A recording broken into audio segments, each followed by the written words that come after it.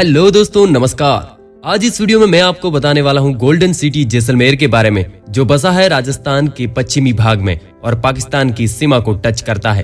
भारत पाकिस्तान लगने वाली अंतर्राष्ट्रीय रेखा को रेड क्लिफ लाइन कहते हैं, जो भारत के साथ कुल सीमा 3310 किलोमीटर है, जिसमें से 464 किलोमीटर अकेला जैसलमेर लॉक करता है। अगर आप कभी राजस्थान में घूमने का मन बनाते हो तो नंबर 1 पर आपका जैसलमेर रहना चाहिए, क्योंकि जैसलमेर के बारे में कहा जाता है कि घोड़ा कीजिए काठ का, पिंड कीजिए पाषाण, बख्तर कीजिए लोह का, तब देखो जैसाण।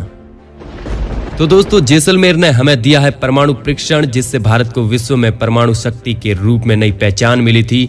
तो इस वीडियो को शुरू करते हैं, लेकिन उससे पहले इस वीडियो को लाइक एंड चैनल को सब्सक्राइब कर दीजिए और इस वीडियो को आप शांति से गले में बैठकर देखिए, जहां पर आपका कोई ध्यान ना भटकाए, क्योंकि मैंने इस वीडियो में जैसलमेर के बारे में महत्वपूर्ण जानकारी देने की कोशिश की है, जो आपको ट्रैवल गाइड और अगर आप स्टडी करते हो तो सोने पे सुहागा है, क्योंकि जैसलमेर से जुड़े कई सवाल कवर करेंगे इस वीडियो में।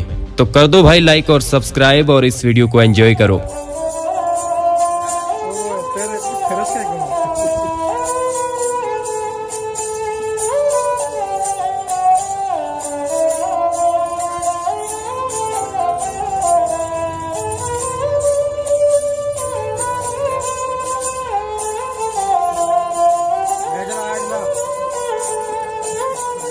सबसे पहले बात करते हैं जैसलमेर के क्षेत्रफल के बारे में। यहाँ 38,401 किलोमीटर में फैला है। यह राजस्थान का सबसे बड़ा जिला है, जो अंतर्राष्ट्रीय सीमा के साथ सर्वाधिक लंबी सीमा बनाता है। यहाँ पर वाहन कोड की बात करें तो वो है RJ15 व साक्षरता दर 57.2% है। जैसलमेर सबसे कम जनसंख्या वाला जिला है, साथ ही घनत्व भी सबसे कम है।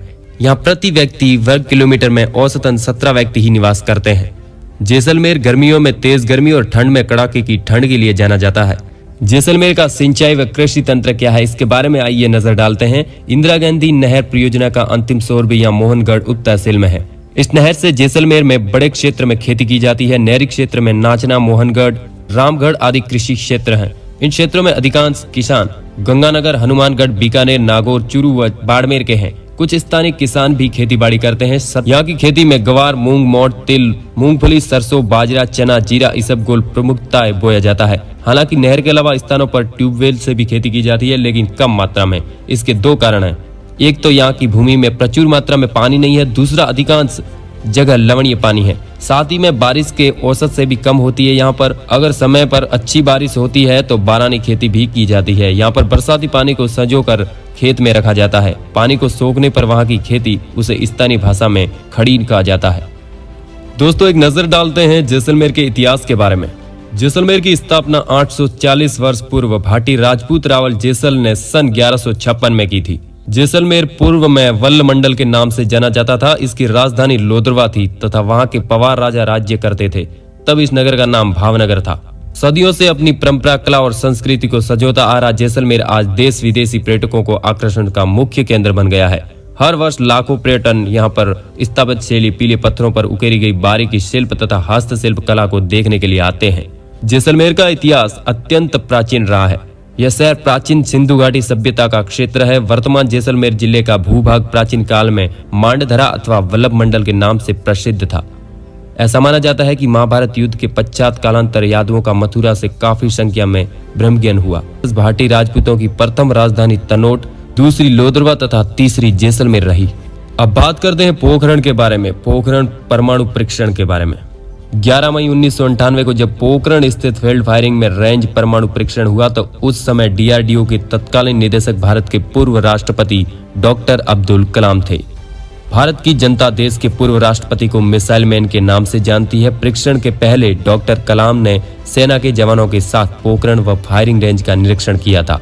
उस समय रक्षा मंत्री जॉर्ज फर्नांडिस थे। सेना के अलावा किसी भी व्यक्ति को भविष्य में घटित होने वाले इस ऐतिहासिक पल की जानकारी नहीं थी। डॉक्टर कलाम ने अपनी विवेकशीलता से इस ऑपरेशन को अंजाम दिया। भारत के इस कदम से दुनिया चौंक गई थी। पोखरण की धरा से गूंजी थर्राहट को बड़ी बड़ी महाशक्तियों से महसूस किया गया।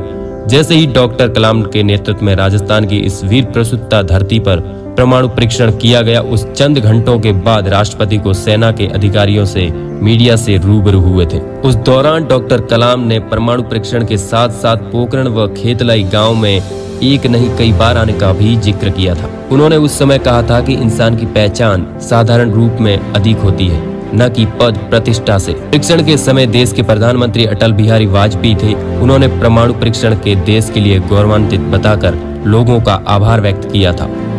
अभी बात करते हैं जैसलमेर के पर्यटन स्थलों के बारे में। सबसे पहले हम बात करेंगे सोनार का किला, जो जैसलमेर का किला के नाम से जाना जाता है। इसका निर्माण राजपूत शासक जैसल ने 1156 ईस्वी में करवाया था। ये दुनिया का सबसे बड़े किलों में शुमार है। सुनहरे और पीले रंग के मिश्रित बलुआ पत्थर के किले को जादुई रूप प्रदान करता है। राजस्थानी वास्तुकला के जादू को प्रदर्शित करने वाला किला लंबा और गौरवान्वित। फिर आता है बड़ा बाग, विशाल बगीचा। महाराणा जैत सिंह के काल में इसका निर्माण किया गया था। वैसे तो जैसलमेर में बहुत सारी जगह है घूमने के लिए, लेकिन कुछ जगह इम्पोर्टेंट है, उन्हीं के बारे में हम आपको बता रहे हैं। दोस्तों, तीसरे नंबर पर है पटवों की हवेली। पटवों की हवेली मुख्य शहर में स्थित है। इसे गुमान चंद के नाम से एक प्रसिद्ध व्यापारी और उनके पुत्रों ने बनाया था। इस विशाल 5 मंजिला निर्माण में 5 जटिल रूप से सजाए गए विशाल स्वीट है। बड़े गलियारे और सजी हुई दीवारों पर इस कला का रूप उत्कृष्ट प्रतिनिधित्व करती है, जो प्रचलित थी। पूरा निर्माण पीले बलुआ पत्थर से बना है। स्मारक की भव्यता और वास्तुकला शहर की सांस्कृतिक विरासत में अत्यधिक मूल्य को जोड़ती है। फिर दोस्तों आता है सैम सैंड ड्यून्स। यहाँ पर आपको बहुत मजा आने वाला है। रेगिस्तान का अनुभव करने के लिए आपको डेजर्ट सफारी करने की आवश्यकता है। Sam sand dunes desert safari के लिए आदर्श स्थान है। को ऊंट की पीठ पर सफारी पसंद आएगी, जो आपको जंगलों और कुंडों के साथ ले जाएगी और आप रेगिस्तान पर सुरमय सूर्यास्त देख सकते हैं। जीप सफारी भी उपलब्ध है। डेजर्ट फेस्टिवल फरवरी और मार्च के महीनों में आयोजित किया जाता है, तो घूमने के लिए इस समय आपके लिए सबसे बेहतरीन माना जाएगा। यदि आप इस समय के आसपास आते हो तो यहाँ पर आपको आयोजित होने वाले लोक नृत्यों, ऊँटों की दौड़ और अन्य सांस्कृतिक कार्यक्रम देखने का भी मौका मिलेगा। फिर हम बात करते हैं थार विरासत संग्रहालय की। शहर के मुख्य बाजार में स्थित है। इस संग्रहालय के संस्थापक लक्ष्मी नारायण खत्री थे। संग्रहालय आपको प्रसिद्ध थार रेगिस्तान का इतिहास, सांस्कृतिक कला और वास्तुकला प्रस्तुत करता है। फिर बात करते हैं हम गढ़ीसर झील के बारे में। शांति से बैठिए गढ़ीसर झील के किनारे। किले से 1 किलोमीटर दूर गढ़ीसर झील स्थित है। इसका निर्माण भूमि के पहले शासक रावल राजा जैसल द्वारा किया गया था।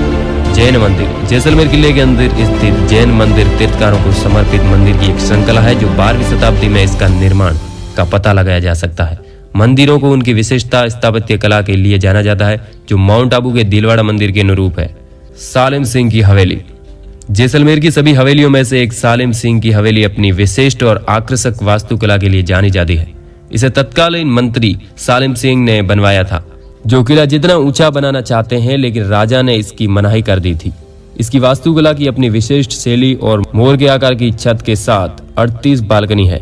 यह हवेली अतीत में एक अच्छी झलक प्रदान करती है और यहाँ ली गई तस्वीरें विस्मयकारी होंगी। अब बात करते हैं कुलधरा के बारे में। दोस्तों, कुलधरा के बारे में बहुत कुछ जानने की जरूरत है, लेकिन वो आने वाले वीडियो में हम बात करेंगे। कुलधरा कभी पालीवाल ब्राह्मणों के कब्जे में रहने वाला समृद्ध शहर था। एक रात के भीतर एक पूरे शहर को क्यों छोड़ दिया, इसका कारण स्पष्ट नहीं है, लेकिन लोकप्रिय धारणा इसके लिए तत्कालीन राज्य मंत्री सालिम सिंह को जिम्मेदार ठहराती है। मंत्री ग्राम प्रधान की बेटी से शादी करना चाहते थे और इसीलिए ग्राम प्रधान को उनकी मांगों को स्वीकार करने या पूरे समुदाय को गंभीर परिणाम भुगतने के लिए अल्टीमेटम दिया गया।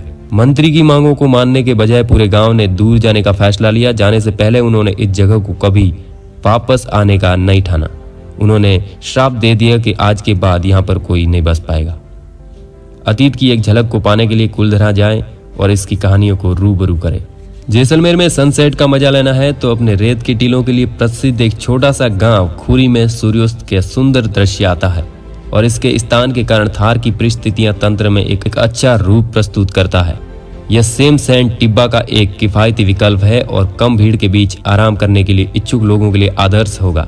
ऊंट की सवारी, डेजर्ट कैंपिंग कुछ ऐसी गतिविधियां हैं जो यहाँ की जा सकती है। तो दोस्तों, यह थी जैसलमेर के बारे में छोटी सी जानकारी। उम्मीद करता हूँ यह वीडियो काफी पसंद आया होगा।